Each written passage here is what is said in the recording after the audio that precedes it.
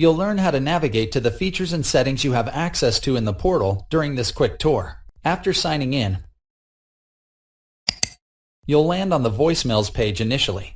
While you can access your voicemail from your phone, here you can see a more detailed list of all your voicemails. This includes the date and time it was left, the voicemail box it was left in some instances you may have access to more than one voicemail box, who it's from, the location, and the status. Status indicates whether you have listened to the voicemail or not. You also can play the voicemail, see how long it is, and review additional details by clicking the three dots.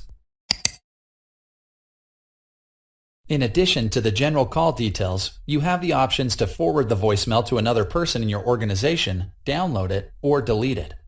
To exit this view, click the X in the right corner.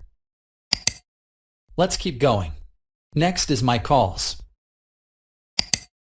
Here you'll see an overview of your call activity to this extension, incoming and outgoing calls in the From and To columns, the status, along with the date and time the call was made or received.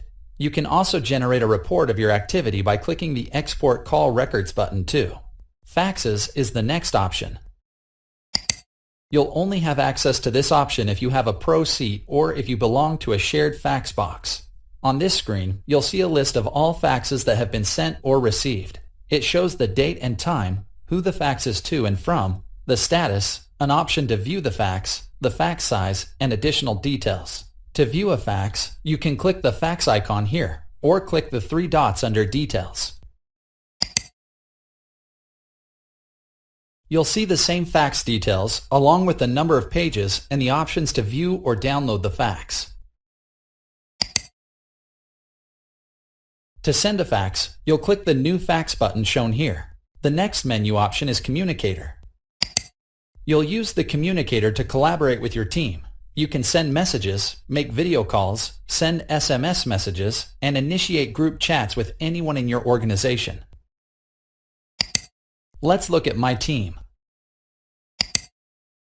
From here, you can view the status, chat, send emails, and place calls to coworkers within your team. Then, this icon in the right corner is your avatar. Clicking it allows you access to your present settings and personal settings, as well as sign out. Let's take a quick look. You can customize how your phone will behave if you are busy, available, or away, which we call your present settings.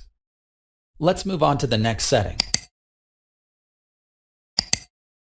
The personal settings are next. On this tab, you can make some basic account and service changes yourself.